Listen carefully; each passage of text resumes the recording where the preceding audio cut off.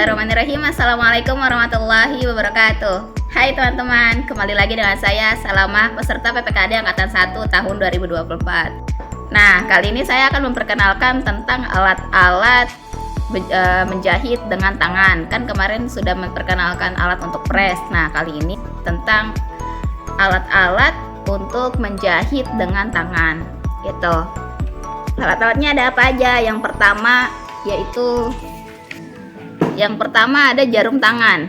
Jarum tangan seperti ini bentuknya ya teman-teman. Jarum tangan ini ada berbagai ukuran gitu. Jadi kita bisa pakai sesuai dengan kebutuhannya gitu ya. Setelah jarum tangan ada juga jarum pentul. Nah, ini jarum pentul. Ini jarum pentul ya teman-teman. Jarum pentul biasa kita butuh untuk jahit tangan. Nah, setelah jarum pentul dan jarum tangan ada juga pengait benang atau mata nenek.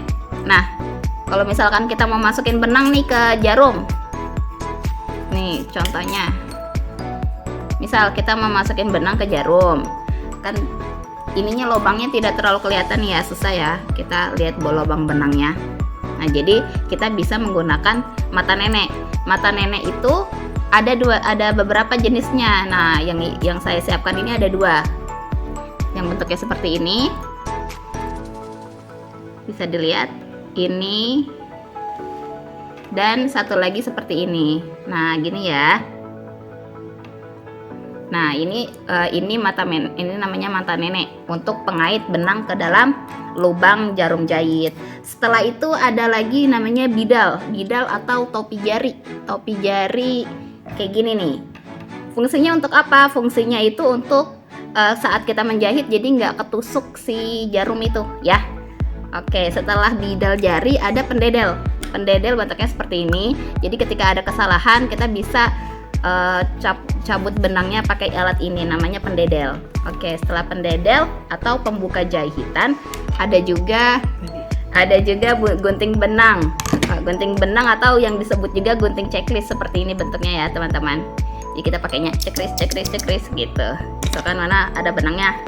Misalkan kita mau gunting benang ujungnya.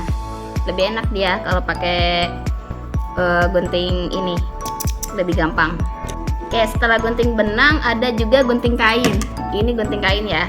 Gunting kain jangan sampai jatuh, karena kalau jatuh nanti dia akan merubah susunan ini dan akan susah buat guntingnya.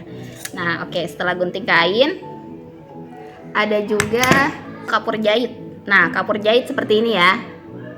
Ada macam-macamnya, ini aku punya yang seperti ini. Setelah kapur jahit ada pita ukur atau meteran. Nah, biasanya kita pakai kayak gini nih. Nih meteran atau pita ukur yang disebut veterband kayak gini ya. Jadi bisa pakai ini atau pakai ini. Tapi yang biasa kita pakai, yang selalunya dipakai yang ini. Ini namanya meteran. Setelah meteran ada juga setrika listrik.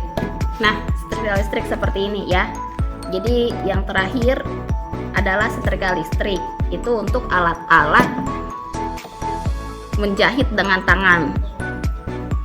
Oke, setelah alat-alat jahit yang kita butuhkan untuk menjahit dengan tangan, ada juga bahan-bahan yang disesuaikan dengan kebutuhan gitu, seperti kain perca.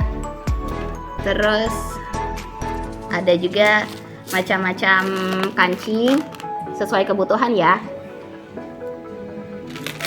Oke, ada kancing jepret, ada kancing hak, ada kancing biasa gitu ya. Jadi kita pakai sesuai kebutuhan. Ini kancing yang seperti ini. Kemudian setelah kancing ada juga benang. Nah, seperti ini. Ya. Kita pakai benang sesuai sama kebutuhan ya. Oke. Setelah benang ada juga busana yang akan diselesaikan. Nah, misalkan ini nih. Ini kan saya udah bikin baju ini kan. Nah, tinggal di som aja. Kalau di som kan kita menggunakan teknik jahit tangan. Nah, jadi yang diperlukan adalah busana yang akan diselesaikan, kemudian benang yang warnanya mirip ya teman-teman, jarum, sama yang tadi yang alat-alat yang sudah dijelaskan tadi ya gitu. Oke, cukup sekian dari saya. Itulah alat-alat yang digunakan untuk menjahit dengan tangan dan bahan-bahan yang kita perlukan untuk menjahit dengan tangan sesuai kebutuhan kita ya.